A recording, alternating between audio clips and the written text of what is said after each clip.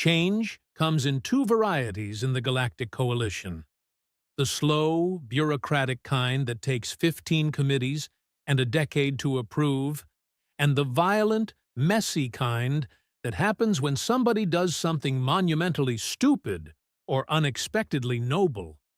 Sometimes both at once. Corporal Ames had been stationed on Glacis 9 for 6 months, which was just long enough to understand that humans occupied the absolute bottom rung of the cosmic ladder. Not through malice, really, just simple biological facts. The universe had spent billions of years evolving species that could breathe methane, see in 17 dimensions, or bench press small spacecraft. Then humans showed up, proud that they'd figured out fire a few 100,000 years ago.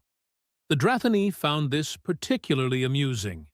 Standing 3 meters tall on average, covered in scales that could deflect small arms fire, and possessing 4 eyes that could track prey across 3 kilometers of broken terrain. The Drathani were what happened when evolution decided to create the perfect apex predator and then give it starship technology. They served as elite soldiers throughout the Coalition, and they knew exactly how impressive they were. Ames had learned to tune out the jokes. When you needed a heated environmental suit just to walk around without freezing solid, when your species required 8 hours of unconsciousness every cycle and specific atmospheric pressure, or you'd literally die, you developed thick skin. Metaphorically speaking. Physically, human skin remained frustratingly vulnerable to pretty much everything. "Morning, Pinky!" Warrant Officer Gralmon's voice boomed across the security checkpoint, making 3 nearby Molsci jump in unison. The Drathani commander seemed to take genuine pleasure in startling smaller species, which was most species. "Manage not to die in your sleep? I had credits riding on it." Ames didn't look up from her terminal. "Sorry to disappoint, sir. I'm aggressively average at staying alive." "Modest, too. Your species would be almost tolerable if you weren't so catastrophically fragile." Gralmon leaned against the checkpoint wall, which groaned under his weight. "Do you know what we call humans in my language? Sorneth Kal. It translates roughly to concerns that walk." How poetic. I'll add it to the collection. This was their dance. Gralmon would mock humanity's obvious shortcomings, the inability to function in reasonable temperatures, the embarrassing dependence on constant food and water, the whole dying if you held your breath, too long situation, and Ames would refuse to give him the satisfaction of a reaction. It wasn't friendship. Drathani didn't conceptualize friendship the way humans did, but it was something, a professional understanding between a predator who could kill her without trying and a human who was too tired to care. Glacis 9 wasn't anyone's first choice for assignment. The mining colony clung to the frozen surface of a planet that seemed actively hostile to the concept of life. Temperatures outside the heated facilities averaged -80 Celsius. The sky was a perpetual twilight purple. The sun a distant, angry dot that provided light but precious little warmth. The ground contained enough valuable minerals to justify the misery, which was the only reason 3,000 beings from 18 different species tolerated living there. The human population numbered 32. Not because Earth didn't want to send more, the Coalition had specific quotas for each member species, but because there simply weren't that many jobs humans could physically perform. The mining equipment would shatter human bones. The engineering work required abilities humans didn't possess. What remained were the support roles, the jobs requiring patience, emotional regulation, and the ability to mediate disputes without escalating to violence. Ames had ended up in security through a combination of bad luck and worse timing. The Earth Defense Corps had sold the position as an opportunity. Be humanity's representative. show the galaxy what we're capable of. What they'd meant was, stand around in the cold and try not to embarrass the species while aliens do actual work. 6 months in, Ames had prevented 8 fights, filed approximately 600 incident reports, and learned to function on 4 hours of sleep and coffee that tasted like industrial solvent mixed with regret. She'd also learned that most species didn't take human security officers seriously. Why would they? She couldn't physically stop a Drathani if one decided to cause problems. Her weapon couldn't penetrate Molsci exoskeletons. The best she could do was talk, negotiate, and hope that worked. Usually, it did. Humans might be physically unimpressive, but they'd spent their entire evolutionary history learning to cooperate with beings that could kill them. They were very, very good at talking predators down. The shift was halfway over when the alarms started. Not the polite chime indicating a minor issue. Not the moderate alert for equipment malfunctions. This was the sound that meant something had gone catastrophically wrong, and everyone needed to move immediately, or they'd be discussing their regrets with whatever passed for an afterlife in their respective cultures. Seismic instability detected. Section 9.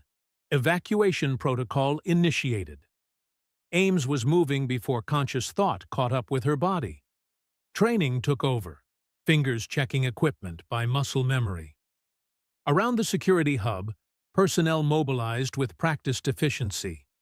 The Drathani grabbed their gear and headed for the main tunnels. The Molsci chittered coordinates to each other. The Fenok administrators began accounting for personnel locations. Section 9 was a problem. The newly excavated area sat on the colony's perimeter, connected to the main complex by narrow access tunnels designed for smaller species. The Drathani, who made up most of the security force, couldn't navigate those passages quickly. Speed mattered in evacuations. Minutes meant the difference between everyone getting out and someone becoming a permanent part of the planet's geology. "I can get there faster," Ames said, already sealing her helmet. "The access routes are tight.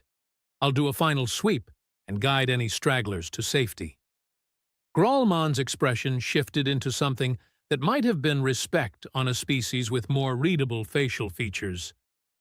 "You've got 8 minutes before that whole section becomes a very expensive coffin, Pinky. Don't make me file paperwork about your death. I hate paperwork." "I'll try to be considerate, sir." The tunnels were never pleasant. Ice-slick walls reflected inadequate lighting, casting everything in shades of blue and shadow that played tricks on human vision. Ames's suit kept her alive, but couldn't prevent the cold from seeping through, making movement feel like wading through frozen syrup. Her heads-up display showed evacuation routes lighting up green as personnel reached safe zones. Section 9 was almost clear. Almost. Biological signature. Drathani. Juvenile. Location. Restricted Maintenance Junction. Section 9C. The bottom dropped out of Ames's stomach. A child. Some curious, bored, or rebellious Drathani kid had wandered into a restricted area at exactly the wrong time, and now the entire section was about to collapse on top of them. "This is Corporal Ames," she said into her comm, already changing direction toward Section 9C. "I've got a juvenile signature in the danger zone, moving to extract." "Negative, Corporal." The voice belonged to one of the Fenok administrators, calm with the kind of detachment that came from making life-and-death decisions from behind a desk. "Seismic readings indicate catastrophic failure in 6 minutes. Extraction not feasible within safety parameters. Continue to designated safe zone." "There's a kid in there." "Regrettable. However, protocol clearly states..." Ames switched off her comm. She'd apologize later, or she'd be dead, and it wouldn't matter. Either way, protocol could take a running leap into the nearest black hole. She wasn't leaving a child to get buried alive because Some regulations said the risk-reward ratio wasn't favorable. The restricted maintenance junction lived up to its name. Restricted, absolutely not designed for traffic during emergencies. Maintenance, filled with equipment and support structures that made navigation a three-dimensional puzzle. Junction, multiple tunnels met here, all of them currently groaning under stress as the planet's unstable crust shifted.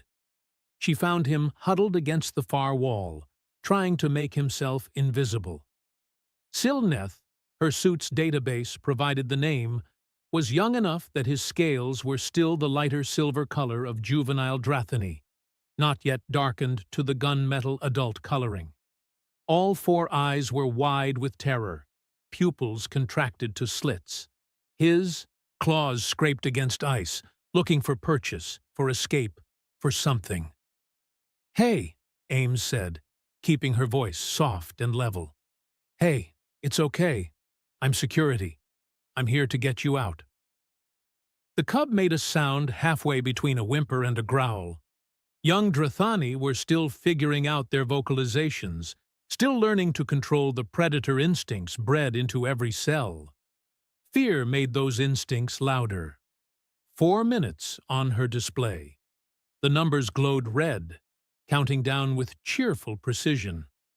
The route back was already compromised. Her suit's sensors showed structural integrity, failing throughout the tunnel network. The planet had decided to rearrange its surface, and everything humans had built on top was just along for the ride. Option 1. Grab Silneth and run. Maybe they'd make it. Probably they wouldn't. The kid was panicking, and a panicking Drathany could accidentally tear her suit open with those claws. Then she'd have maybe 30 seconds before the temperature killed her. And that was being optimistic. The ground shuddered. Support beams creaked. 3 minutes. There was a maintenance trench 2 meters away, one of those reinforced gaps designed for equipment access during construction. Built to handle stress from above. Also barely large enough for one human, let alone a human and a juvenile Drathani who was roughly the same size. Ames made a decision. The kind of decision that seemed perfectly logical right up until you thought about it for more than 2 seconds. Then it revealed itself as potentially the stupidest thing you'd ever done. But thinking was the enemy right now. Thinking meant her brain would helpfully list all the reasons this was a terrible idea. "Silneth," she said, using his name, making it personal. "I need you to trust me, just for a minute. Can you do that?" The cub's eyes focused on her. Something in her tone, some quality that transcended species and language, cut through the panic. He nodded, a gesture he'd probably learned from watching humans work in the colony. "Good. See that trench? Right there? When I say move, you jump in and curl up as tight as you can. Don't think about it. Just do it. Ready?" 2 minutes. The walls were actively cracking now, ice crystals raining from the ceiling like frozen confetti at the world's worst celebration. Support structures screamed under stress.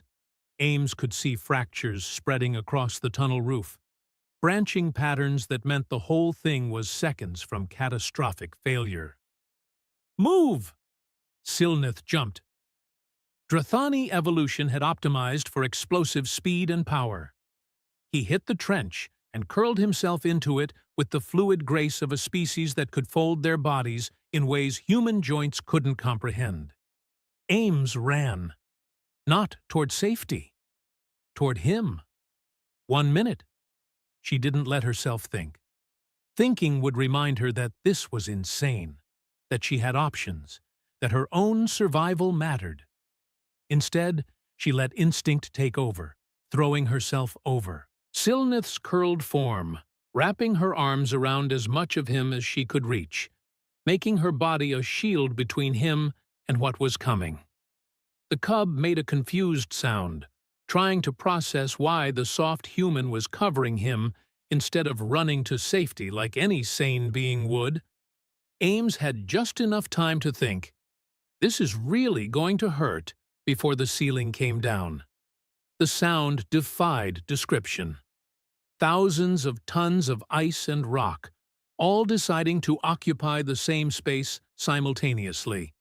All of it piling onto the maintenance trench where a human security officer had turned herself into a living shield for someone else's child. Then there was nothing but crushing pressure, stabbing cold that cut through her suit's heating systems, and the sound of Silneth whimpering beneath her. Still alive, still breathing, still protected. Ames's last conscious thought, before pain and cold dragged her into darkness, was oddly mundane. Gralmon is going to be so angry about the paperwork. Then everything went black, and above them, Section 9 collapsed into silence, broken only by settling ice and the distant wail of emergency sirens. The thing about rescue operations on Glacis 9 was that they usually involved recovering bodies, not survivors. The cold didn't give second chances. Neither did several thousand tons of collapsed ice and rock. So when the rescue teams finally cut through to the maintenance trench in Section 9, 6 hours after the collapse, they were expecting to find exactly what they always found: casualties to document, remains to return to families, and paperwork to file. What they found instead made the lead rescuer, a Molsci named Tsintal, freeze in place and emit a series of clicks that translated roughly to, "That's not physically possible." There was movement in the trench, not the settling of debris, not the creaking of stressed materials, actual biological movement. "We've got something," Tsintal transmitted, mandibles working overtime to process what his sensors were telling him. "Vital signs. 2 of them. 1 Drathani juvenile, 1 human. The human is—" He paused, recalibrating his equipment because the readings couldn't be right. "The human is alive. Barely, but alive." The comm channel exploded with chatter. Gralmon's voice cut through the noise like a blade through flesh. "Get them out! Now! I don't care if you have to dismantle the entire section piece by piece. Get them out!" It took another 90 minutes of careful excavation. The maintenance trench had held, barely, creating a pocket of survivable space in the catastrophe. But survivable was relative. The temperature in that pocket had dropped to -60°C. Ames's suit had been compromised in multiple places, her heating systems failing systematically as the cold found every crack and tear. When they finally pulled her off Silneth, she didn't let go willingly. Hypothermia had locked her muscles in place, arms still wrapped protectively around the young Drathani, even though consciousness had left her hours ago. They had to carefully pry her fingers open, one by one. Silneth emerged without a scratch, not a bruise, not a cut, completely unharmed, crying and calling for the soft one in a voice that carried through the entire rescue site. Ames emerged broken, shattered collarbone where a piece of debris had struck her. 3 broken ribs. Severe lacerations across her back and shoulders where her suit had failed, and ice had cut through to skin. Punctured lung from a rib fragment. Hypothermia so severe that her core temperature barely registered on medical scanners. Dr. Coleman, the colony's human physician, went absolutely white when they brought her into the medical bay. "Get me a warming unit. Get me coagulants. Get me—" He was already working, hands moving with the kind of speed that came from training and terror in equal measure. "Don't you dare die on me, Corporal! Don't you dare!" The medical bay erupted into controlled chaos. Coleman barking orders, Molsci medical techs scrambling to adapt equipment designed for other species to work on human physiology. And in the corner, Gralmon standing absolutely still, watching everything with all four eyes fixed on the operating table. Silneth refused to leave. The young Drathani had attached himself to the doctor's leg and wouldn't let go, growling at anyone who tried to move him. Finally, Colmaine just worked around him, because you didn't argue with a traumatized child who happened to belong to a species that could accidentally kill you while upset. "She covered me," Silneth kept saying over and over. "The ceiling came down, and she covered me. Why did she cover me? She could have run. Why didn't she run?" Nobody had a good answer for that. Not immediately. Not in a way that made sense to a species that had spent millions of years being the thing that nothing dared to hunt. The surgery took 8 hours.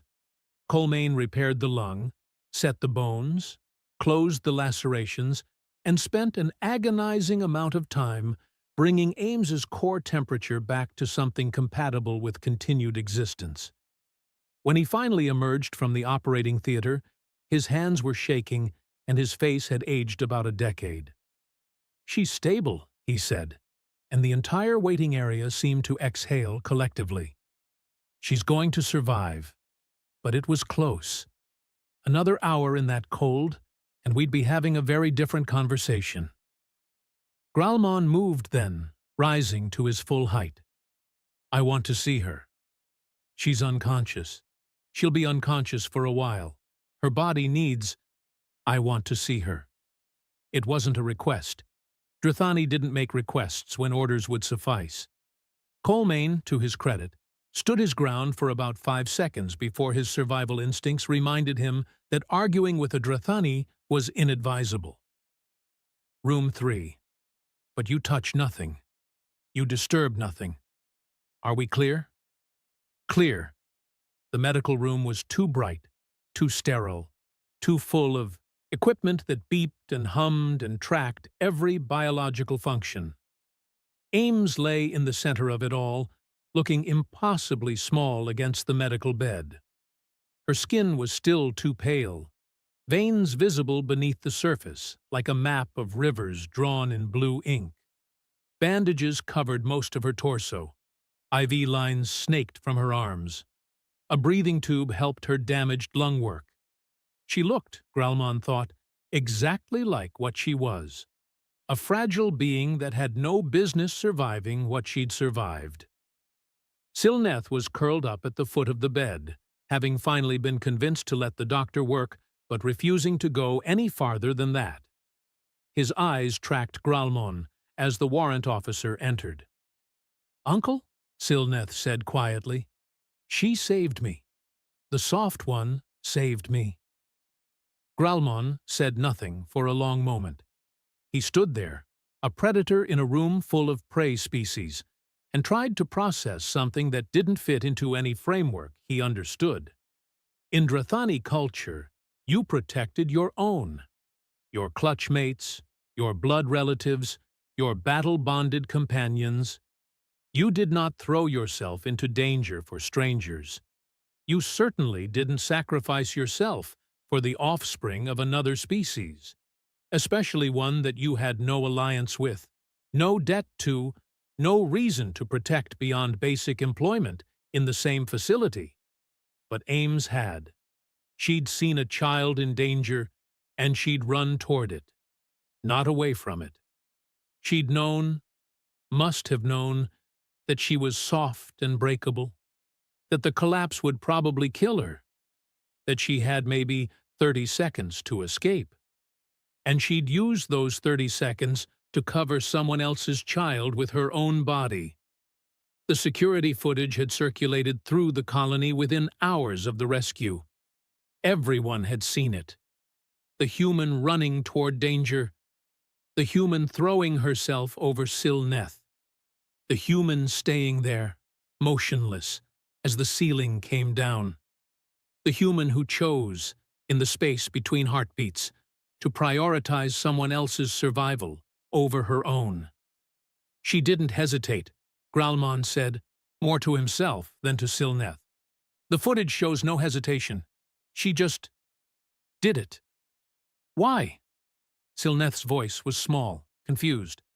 I'm not her clutch. I'm not her species. Why would she? Gralmon didn't have an answer. Not one that made sense. Not one that fit into the worldview that had been constructed over millions of years of evolution that said you survived first, and everything else came second. The door opened. Colmane stuck his head in, saw the Drathani still there, and sighed. You're still here. I am. She's not going to wake up just because you're staring at her. I know. Colmane studied the warrant officer for a moment, then seemed to make a decision. He entered fully, pulling up a chair that groaned under his weight. You want to know why she did it? Yes. Because she's human. Colmane said it like that explained everything. When Gralmon's expression didn't change, the doctor continued. We're a social species, warrant officer. Cooperation is built into our DNA. We survived on a death world by taking care of each other, especially the young. Any young. It didn't matter if they were our children or our neighbor's children or some random kid we'd never met. You protected children, all children. It was the rule. That's inefficient. Maybe.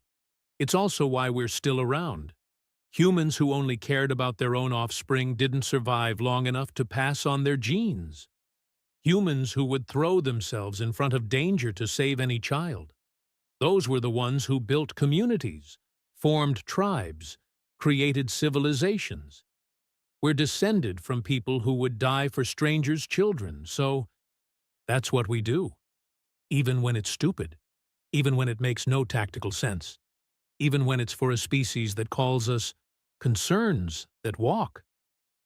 Gralmon was quiet for a long time. Then, she knew she would probably die. Probably, yes. And she did it anyway. She did it anyway. That's insane. Welcome to humanity. We're all a little insane. It's part of our charm. The door opened again. This time it was one of the Fen-Ok administrators, looking nervous in the way that beings who were about to deliver bad news always looked nervous. Warrant Officer Gralmon, the colony director needs to speak with you about the incident. Gralmon didn't move. Tell the director I'm occupied. Sir, it's rather urgent.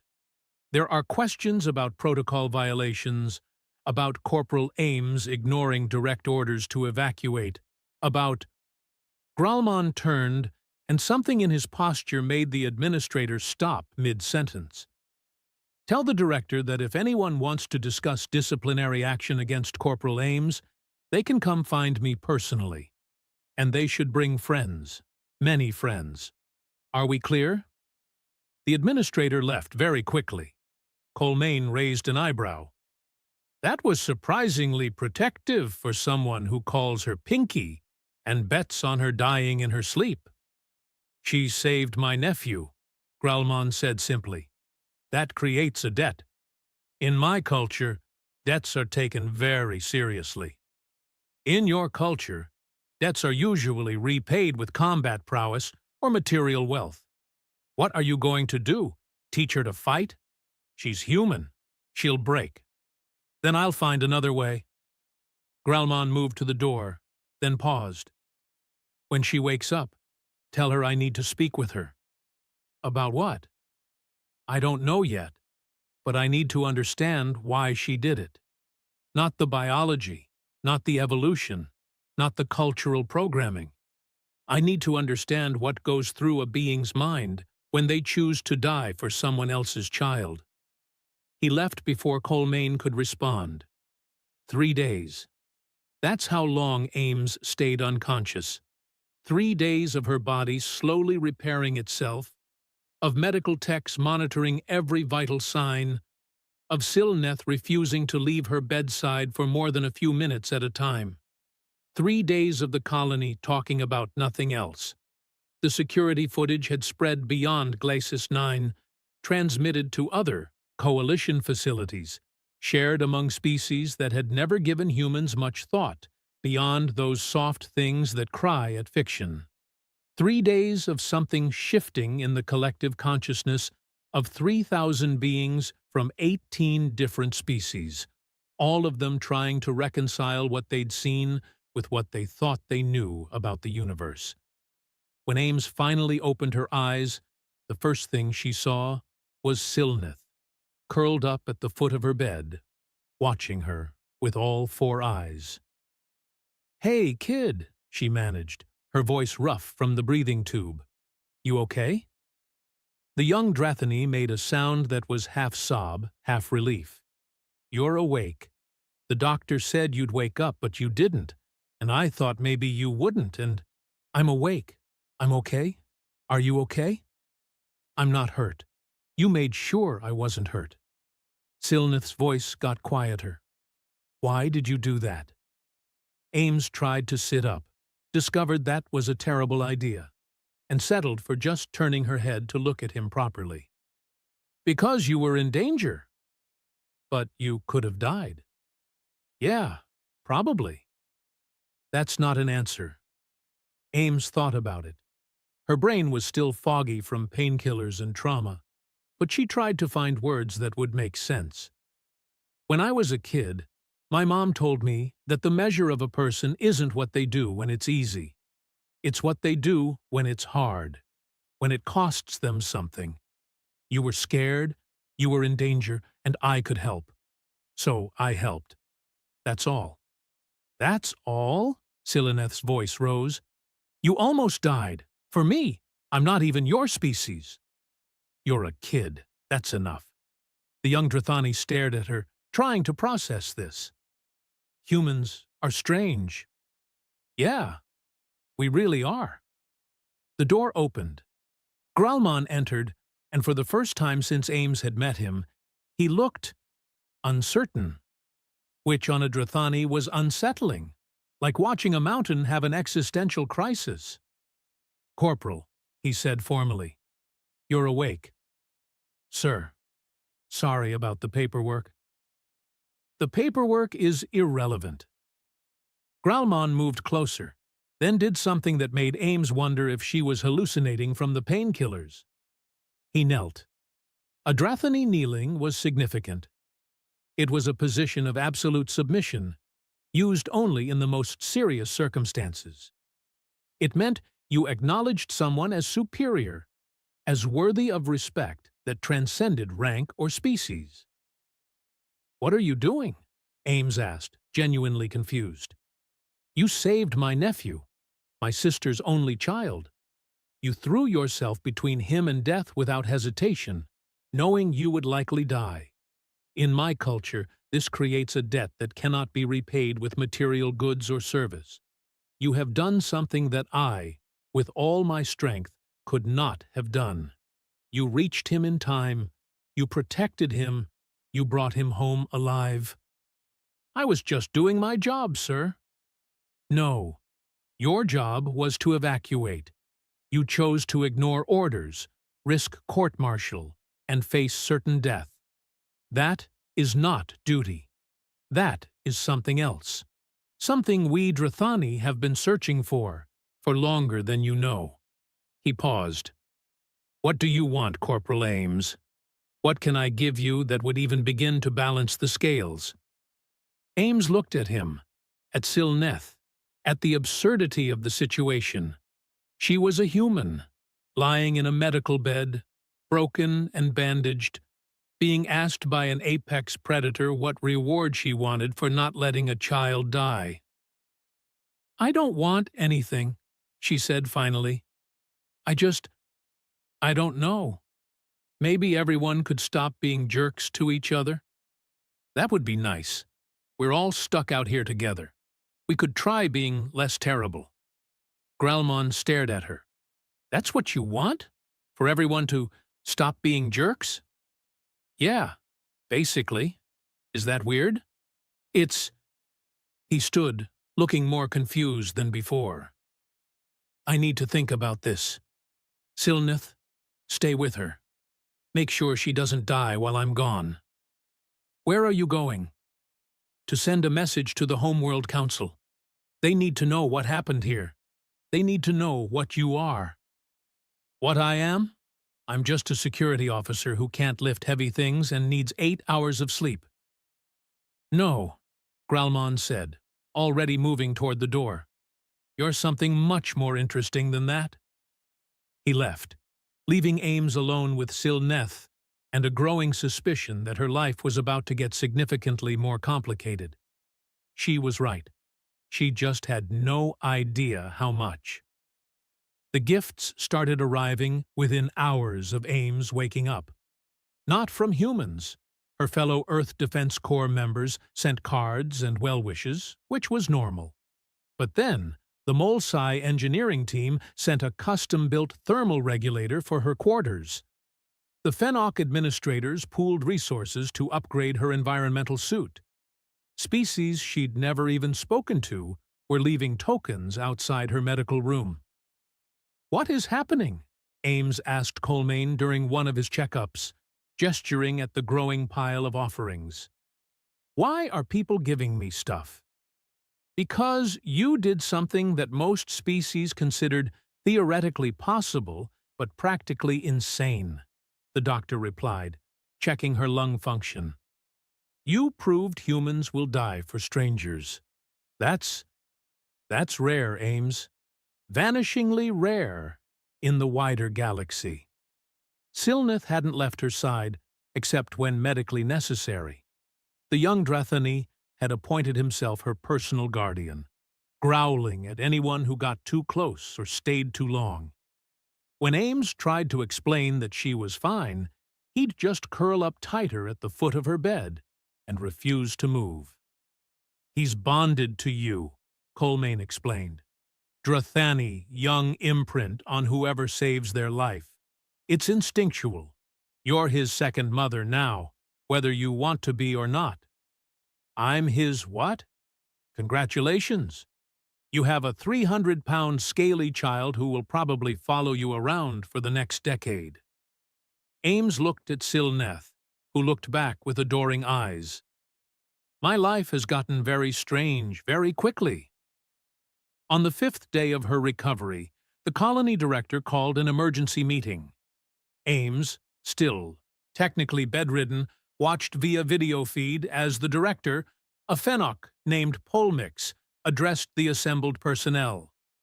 We have received communication from the Drathani Homeworld Council, Polmix announced, their voice carrying the careful neutrality of someone delivering news they didn't fully understand.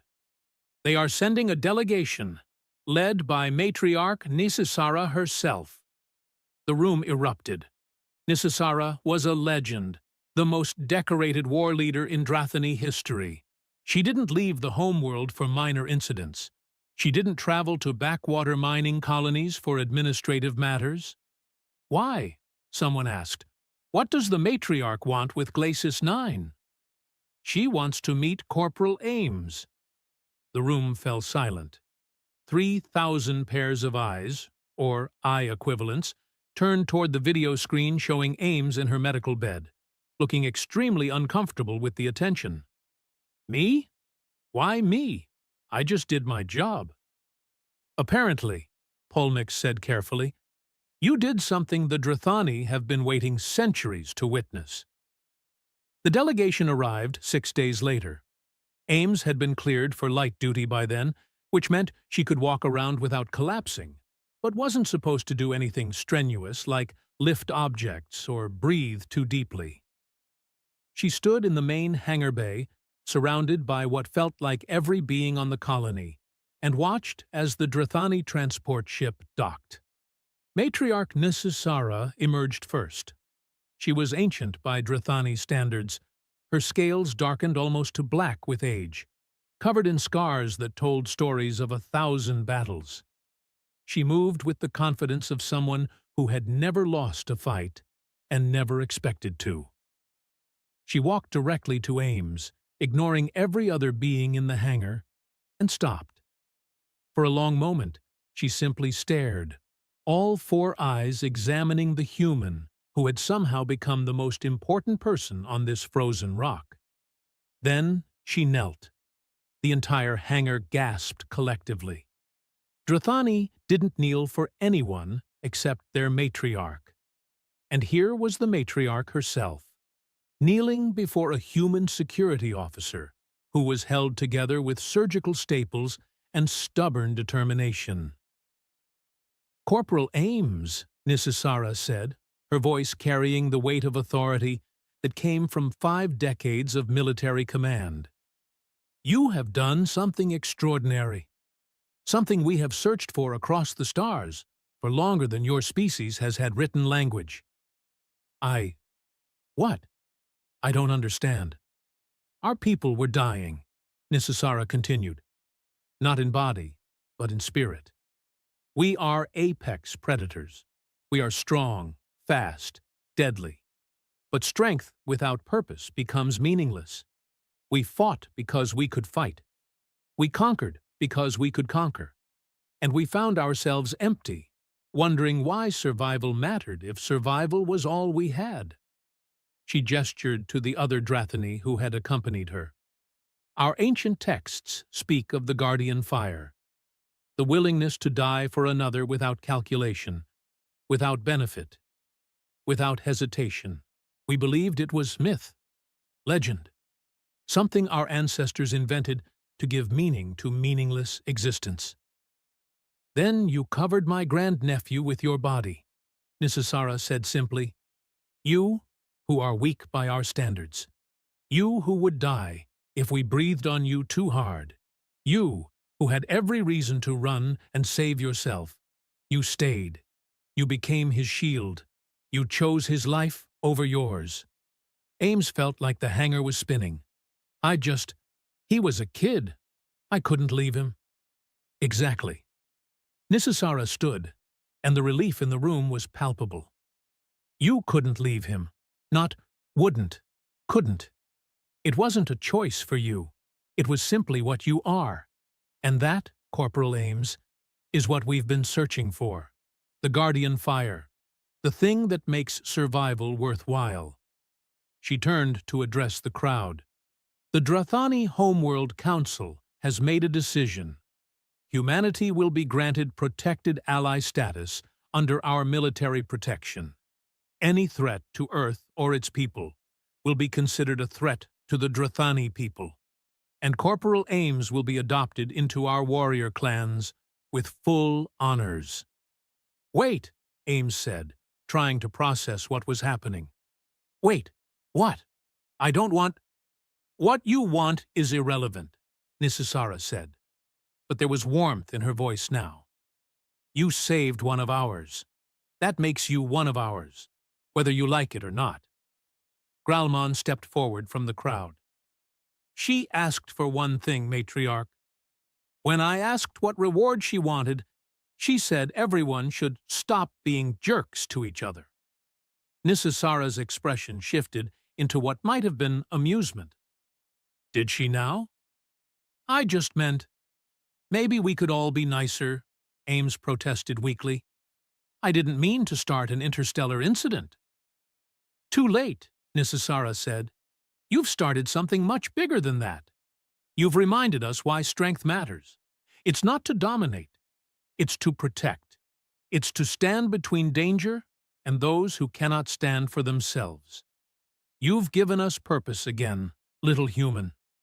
And for that, the Drathani people owe you a debt that spans generations." Ames looked at Silneth, who was beaming up at her with pride. She looked at Gralmon, who had his hand over his heart in the Drathani gesture of respect. She looked at the assembled beings from 18 different species, all of them watching her like she'd done something miraculous, instead of just refusing to let a child die. "I really just want to go back to my boring security job," she said quietly. "Denied," Nisisara replied. "You're far too important now. Besides, Silnith has claimed you as family. You'll need to learn proper Drathani customs if you're going to be his second mother."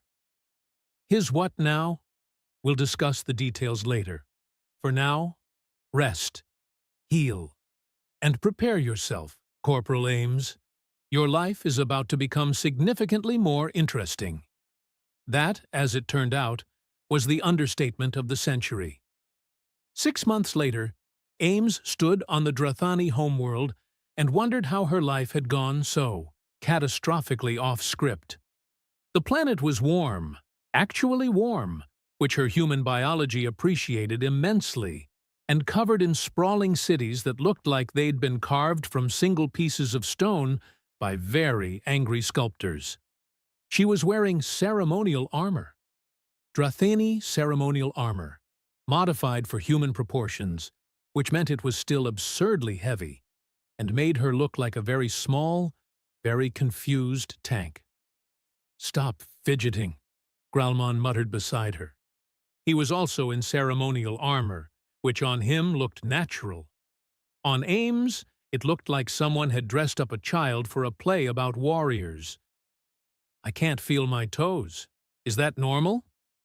"Completely normal. You'll adapt." "Will I, though? Will I really?" The ceremony was being held in the Grand Amphitheater, a structure that could hold 50,000 Drathani and was currently filled to capacity. Ames could see humans in the crowd, too. Delegations from Earth, from other coalition stations, all of them looking just as confused as she felt about how one of their own had accidentally become the most important human in galactic politics. Silneth sat in the place of honor, wearing his own ceremonial armor, looking impossibly proud. He'd grown in 6 months, already showing signs of the formidable predator he'd become. But when he looked at Ames, his eyes still held that same adoration, that same trust. "You ready?" Gralman asked. "Absolutely not." "Good. That means you're paying attention." Matriarch Nisisara emerged onto the central platform, and the amphitheater fell silent. When she spoke, her voice carried to every corner without amplification. Drathani vocal cords were built for commanding armies across battlefields. "We gather to honor one who showed us what we had forgotten," Nisisara announced. "One who reminded us that strength exists to protect, not to dominate. One who covered our young with her own body when death came, asking nothing in return except that we be kinder to each other." The crowd roared approval, a sound that Ames felt in her chest, like physical pressure. Corporal Ames of Earth stepped forward. Ames walked to the platform, trying not to trip over her own ceremonial armor.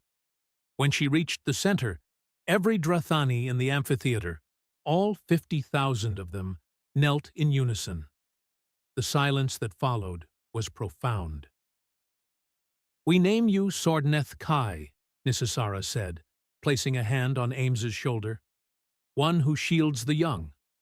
From this day forward, when your name is spoken in the presence of Drathani warriors, they will kneel in respect. This is our highest honor. This is our greatest debt. This is our promise. Your people will never stand alone." Ames tried to speak, found her throat tight with emotion she hadn't expected. She settled for a simple nod. "Do you accept this honor?" "I do, but only if everyone promises to stop calling humans concerns that walk." Laughter rippled through the amphitheater. Actual laughter from 50,000 apex predators. It was terrifying and wonderful simultaneously. "Agreed," Nisisara said, amusement clear in her voice, "though I make no promises about Gralman's nickname for you."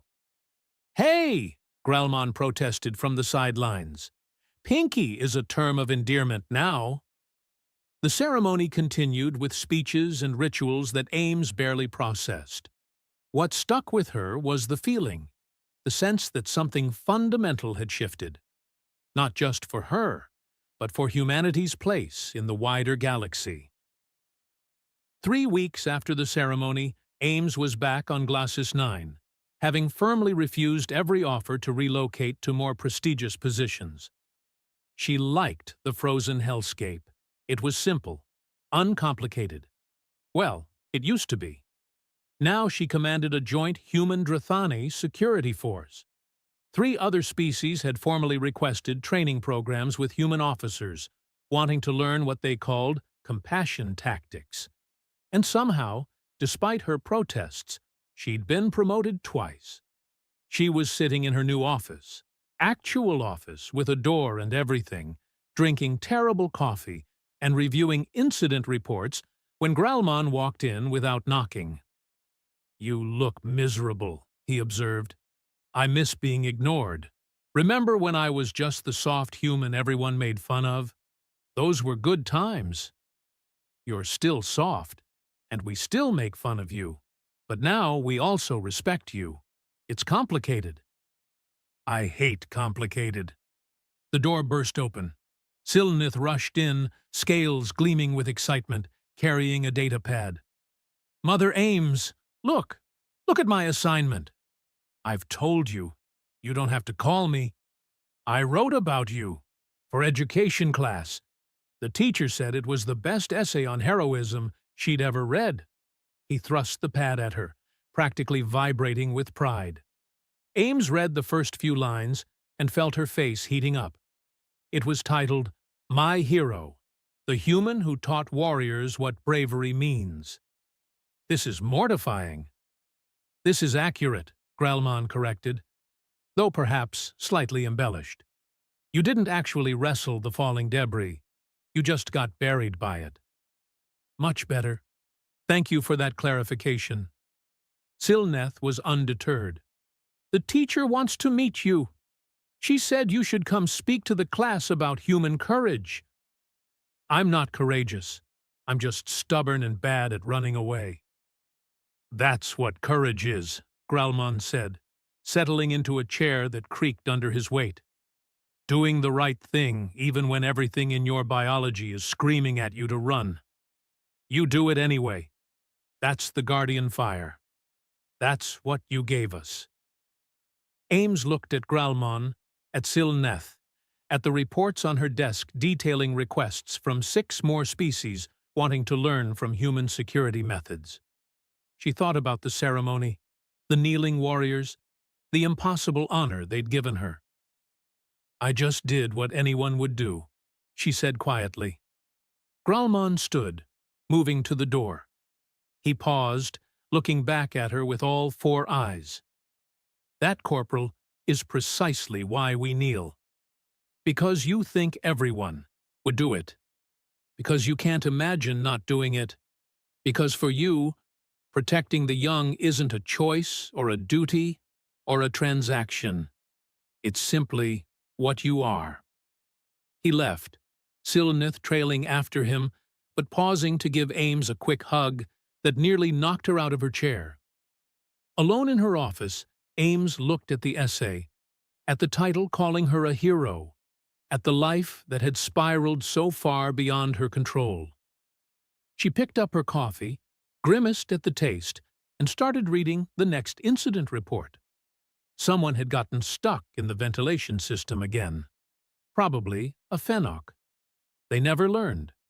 Outside her window, Glacis 9 continued its eternal frozen twilight. Inside the colony, humans and Drathani worked side by side, protecting each other, learning from each other, building something new.